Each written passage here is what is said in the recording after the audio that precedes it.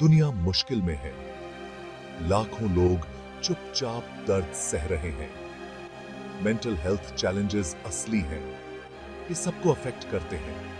Stress, anxiety, depression, ये सिर्फ words नहीं है, ये रोज की हकीकत है। नंबर्स डरावने हैं। मेंटल हेल्थ इश्यूज बहुत तेजी से बढ़ रहे हैं। कुछ बदलना जरूरी है। हमें अभी एक्ट करना होगा।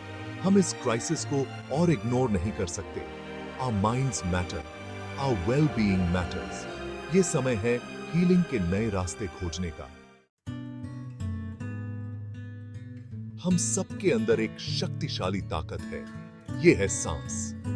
प्राणायाम, ब्रेथ कंट्रोल की एंशिएंट प्रैक्टिस इस पावर को अनलॉक कर सकती है। ये एक इनवर्ड जर्नी है। प्राण यानी लाइफ फोर्स हमारे अंदर बहती है। अयामा का मतलब है रेगुलेट या लेंथन करना। प्राणायाम हमें इस वाइटल एनर्जी से जोड़ता है। ये एंशिएंट विजडम हमें उम्मीद देती है।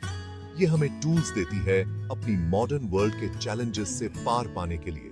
प्राणायाम मन को शांत कर सकता है। ये स्ट्रेस और एंजाइटी कम कर सकता है। स्ट्रेस हमें पिल्स और थेरेपी से परे देखने की जरूरत है। हालांकि वो वैल्यूबल हैं, लेकिन अक्सर वो काफी नहीं होते। हमें होलिस्टिक सॉल्यूशंस चाहिए। प्राणायाम एक नेचुरल और एक्सेसिबल प्रैक्टिस है। ये इंडिविजुअल्स को अपनी मेंटल वेलबीइंग का कंट्रोल अपने हाथों में लेने का पावर देता है। ये सेल्फ डिस्कवरी और हीलिंग का जर्नी है। ऐसा नहीं है कि ट्रेडिशनल मेथड्स बेकार हैं। उनकी अपनी जगह है, लेकिन हमें ऑल्टरनेटिव अप्रोचेस के लिए ओपन होना चाहिए। हमें अपने अंदर की पावर को एक्सप्लोर करना चाहिए। Section 4, pranayama in practice, a path to peace. Pranayama कई प्रकार के होते हैं। हर एक के यूनिक बेनिफिट्स होते हैं। आइए कुछ एक्सप्लोर करते हैं। नादी शोधाना, ऑल्टरनेट नॉस्ट्रिल ब्रीदिंग। ये प्रैक्टिस नर्वस सिस्टम को काम करता है। ये माइंड और बॉडी में बैलेंस लाता है। कपालभाति, इसे स्कल शाइनिंग ब्रेथ भी कहते हैं। ये इनविगोरेटिंग प्रैक्टिस माइंड को एनर्जाइज करता है। ये सेंसेस को अवेकन करता है। Bhastrika, the bellows breath. ये पावरफुल प्रैक्टिस ऑक्सीजन इनटेक बढ़ाता है। ये माइंड को क्लियर करता है और फोकस को प्रमोट करता है। ये बस कुछ एग्जांपल्स हैं।